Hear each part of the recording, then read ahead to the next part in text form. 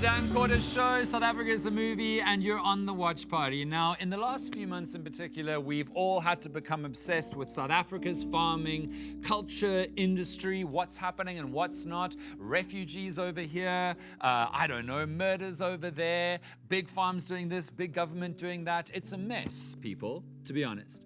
And so I thought it would be absolutely perfect if one of the best agricultural economists in South Africa released a new book to clear everything up. And then one did. So let's get into it. I'm absolutely thrilled to welcome back to the show Wandile Sihlobo, who's got a new book out, which I would also call the name of this conversation that we're about to have, called The Uncomfortable Truth About South Africa. So, Wandile, make us a little bit uncomfortable. What have you discovered? What have you and your co-author put into the book that South Africans really need to know about what's actually going on in our agriculture sector that for some reason, somehow we don't? Yeah, I mean, I think you're right. There's a lot of discussions that have been happening around South Africa's agriculture. And I think one of the key topics was this whole idea that this sector is under siege. It's so bad. Bad things are happening in South Africa. And bad things are not happening. Terrible things. Terrible things are not happening in South Africa because actually, if you look at our farming sector, it has more than doubled since 1994. This sector has actually grown significantly. In employment, things are moving well. But also the idea that there is land that is being taken away from people, there's no land that is being grabbed. If anything, much of the land that has been transferred has actually been bought by the state in the open market. Right. But also the state has hoarded a lot of land and not transferred it to beneficiaries with title deeds that it's supposed to transfer to or was intended to transfer to. So that is holding the potential of what this sector could be. So it's a combination of all of those things, but I think the publication of it arrives at the right time where South Africans have to have a serious discussion about this sector. Absolutely, absolutely true. Okay, so there are a lot of things that you just said and I want to ask you about all of them because they're all super important. So let's start at the start. We are all now so worried about Trump loving the refugees who also play for the Springboks for some reason, you know, these very specific kind of refugees that we have in South Africa. And so he's trying to get, or at least encouraging, creating means for Afrikaner, or he now says all farmers with land, but I think he wink nudge means white farmers, that they can go and resettle in America and do their thing there. And a lot of people have become extremely worried about AGOA, which is a trade deal that prioritizes South African agricultural goods, some of them, for sale in the American markets. And what happens if Trump decides to take that away to punish South Africa? Will he? Probably unlikely, considering it punishes the very refugees he's so worried about. But you wrote a really good piece about, and others have spoken about this too, about how yes and no, that would be bad for South Africa. It would be bad for certain kinds of farming, like citrus farming, that is sold a lot to America. But on the other hand, America only accounts for 4% of our agricultural exports. I think most people think it's 40% or 400%. So what is really going on with AGOA? Is there a danger of it being removed? And what would probably happen if it was? I think the first thing folks need to appreciate is that on AGOA, no one is necessarily doing anyone a favor. You exchange goods, of course, the others pay for it, but it doesn't account for all of South Africa's agricultural exports. If anything, the African continent actually buys close to half of our agricultural products. And then you have the EU buying roughly 20%, Middle East and the others. But what AGOA does, it offers South Africa a tariff-free access into that market. Absence of AGOA, you would face probably a 3% duties. But other countries, as the US president says, do not pay the tariffs. The tariffs are paid by the US consumer because they are a tax on the consumer. But of course, as South Africa, we worry about this because it means now that our products would be less competitive in the US market. But I think being outside of it necessarily would not be damaging fully to the sector. But certain industries would certainly suffer on that. But I think the South African government, I mean, the point that you have heard even from the presidency is that right now we have to look post-AGOA and begin to think about what would be possible for South Africa. And I think a trade agreement with the US is what is essential for long-term sustainability. What do Americans like from South Africa's farms? It just says citrus. Like, are they really into nachos? They definitely can't say that word, but like what do they like of our products? They are into most of our stuff. I mean, they like our citrus. Okay. Everybody does. You look at Europe and everywhere, they like our wine. We produce great wine. They like our grapes, nuts. Those are the products that you find in the basket of what goes to the US. Because it's like always interesting to me, this thing of Trump saying, well, now Americans will just be able to do it. Well, not all of it. Like, you can't just create a farming industry overnight, a citrus industry overnight. It's more expensive to create everything in America. Okay, so that's that on that. Now, talk to me about this land that the state has bought, good arable farming land that is supposed to go to beneficiaries that I don't know if the state's just not got around to like giving out this land. How much of there is it? Where is it? And why haven't they given it out yet? I mean, I think the core point, Dan, which we make in the book is that, look, the sector has grown. Sure, we all see that. But the reality is that the black farmers in South Africa still make up about 10% of the commercial output. Then the question will be, what is holding that on? Sure. And I think one of those points is exactly what you are saying. The state has bought about 2.5 million hectares of land. Okay, this is always where you dribble me, Wandile. He always dribbles me. What is a hectare? How much is that? A rugby field? Is that 10? Like, how big? How much is 2.5 million hectares? 2.5 million hectares of land. You know, think about it this way. Okay. In South Africa today, Yeah. we plant all of these grains and oilseeds that we usually talk about. We produce all of that in about 4.5 million hectares of land. Wow. So when we talk about 2.5 million An hectares, added half at it's least. an added half of what we are That the already state doing. has bought on the open market, but is not yet given out to farmers. The state has bought this land, and then what has happened with it, it has transferred it to people with short-term leases.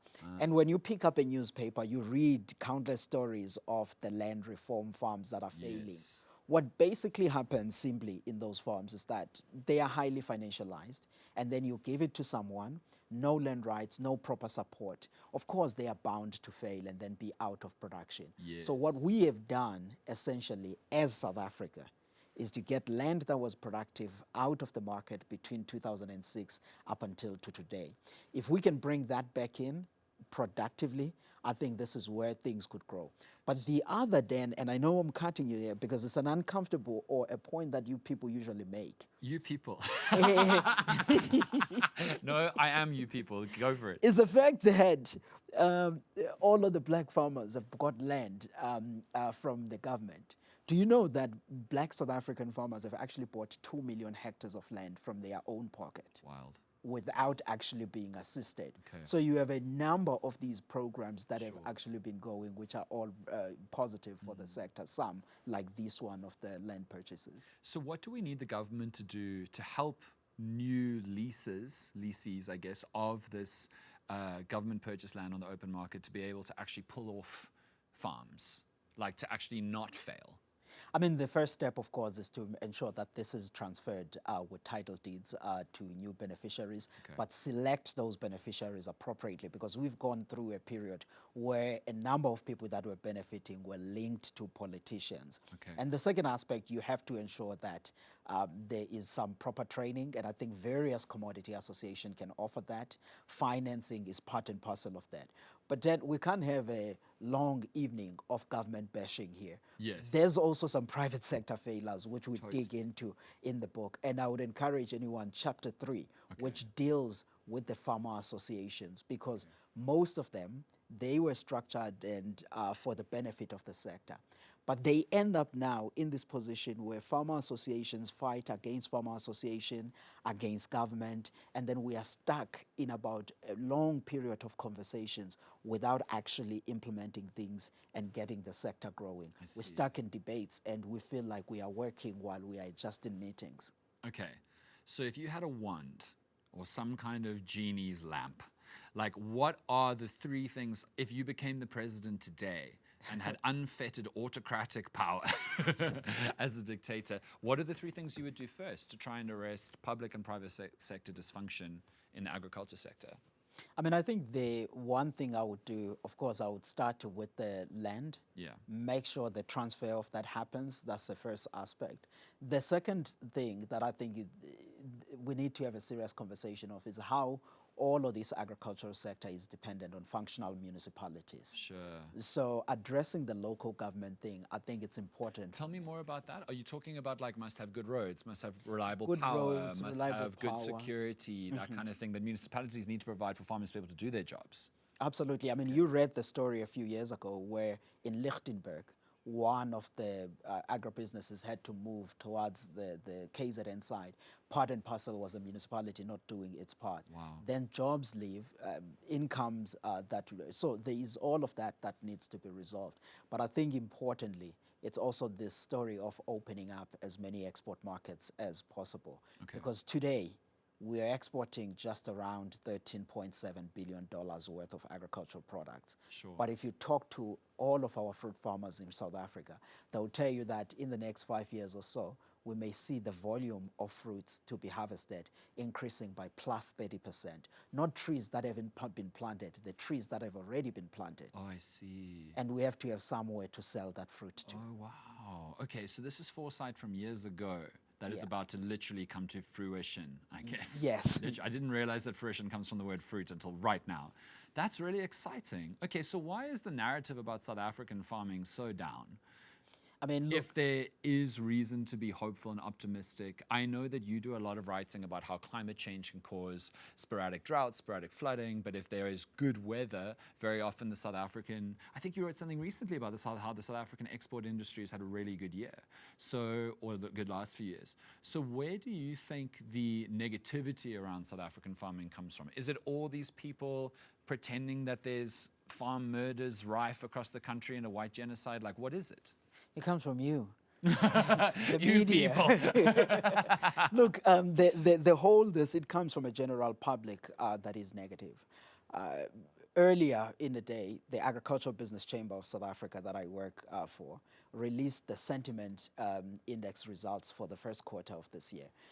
There's rising optimism from farmers and agribusinesses. If you talk to actual farmers and actual agribusinesses, they are not feeling under siege. They are as confused about some of the narratives that are happening across the country because no one is really coming and doing all of the very terrible things to them. If anything, they actually are worried that the negative conversations that are happening about the sector is going to mess up the reputation of our sector internationally. Sure. So what is required to go and find these new untapped markets? I know that one or other report came out a few weeks ago and it essentially said that, well, it gave recommendations of certain places to go and look for new markets. So South Asia, Bangladesh, Pakistan, Southeast Asia also, certain parts of South America, Mexico.